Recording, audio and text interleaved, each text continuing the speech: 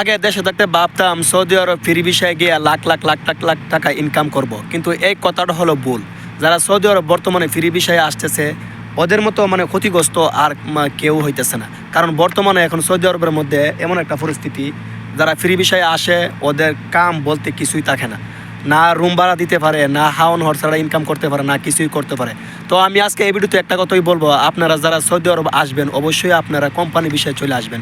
Company বিষয় হয়তো আপনাদেরকে একটু বেতন কম হতে পারে, তবুও কোম্পানির চাকরি অনেক ভালো বাইরের চাকরির থেকে।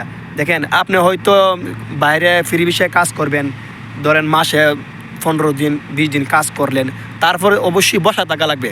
বাইরের মধ্যে আপনার মাসে মাসে কাজ থাকে না, প্রতি মাসে কাজ থাকে না। যারা ফ্রি বিষয়ে আসতেছে তারাই বুঝতেছে সৌদি আরবের কী পরিস্থিতি। তো ওই দিন আমার বাসার মধ্যে একটা লোক আসছিল, ও ফ্রি বিষয়ে আসছে।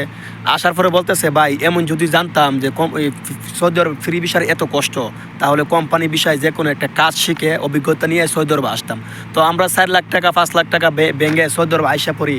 হ্যাঁ, আসার পরে ফ্রি বিষয়ে যখন আইসা পড়ি, মাসের মাস বৈশা থাকি, তখন আমাদের ঋণের জন্য দেশের থেকে চাপ দেই। ঠিক আছে, তো আমি এই ভিডিওতে একটা কথাই বলবো, আপনারা যারা সৌদি আরব আসবেন অবশ্যই যে কোনো একটা কোম্পানির বিষয়ে আসবেন। আমি বলি না, সবার জন্য বলি না ফ্রি ভিসা খারাপ, ফ্রি ভিসাও খারাপ না, কিন্তু ফ্রি ভিসায় কারা আসবো? যাদের লোক আছে, যাদের পুরানা লোক আছে, ওর বাবা আছে, ভাই আছে, ওরা 10 বছর 15 বছর ধরে কাজ করতেছে, সৌদি আরব কাজ করতেছে। ওই ওই এ লোক যদি ওর নিজের একটা লোকের সৌদি আরব ফ্রি ভিসা আনে, তাহলে কাজ দিতে পারবে ফ্রি ভিসার।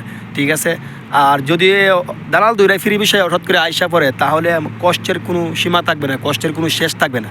আমি তাকে সৌদি আরব থাকুক, আমিও ফ্রি ভিসায় আসছিলাম, তো আমার মামা থাকা আছে বিদায় আমি এই কষ্টটা বেশি একটা করা লাগছে না। ঠিক আছে, ফ্রি ভিসায় আসছিলাম। তো আমি বিরুদ্ধে একটা কথাই বলবো, আমরা যারা সৌদি আরব আসবো অবশ্যই আমরা ফ্রি ভিসায় না আইসা একটু কষ্ট হলেও কাজ শিক্ষা, দেশের থেকে কাজ শিক্ষা আমরা কী করব, কোম্পানি বিষয়ে আসবো, ভালো কোম্পানি দিকে আসবো। ভালো কোম্পানি দিকে আসলে তাহলে আমরা ইনশাল্লাহ 2টা পয়সা হলে ইনকাম করতে পারবো, আমাদের আইসা বসা থাকা লাগবে না। তো আমি তাকে সৌদি আরব থাকুক, সবাই আমার জন্য দোয়া করবেন। আমার 8 বছর হয়ে গেছে। তো সবাই ভালো থাকবেন, সুস্থ থাকবেন, ইনশাল্লাহ নেক্সট কোনো ভিডিওতে দেখা হবে। তো সবাই ভালো থাকবেন। আর যারা এখনও আমার চ্যানেলটা সাবস্ক্রাইবার করেন নাই, প্লিজ সবাই সাবস্ক্রাইবার করে যাবেন।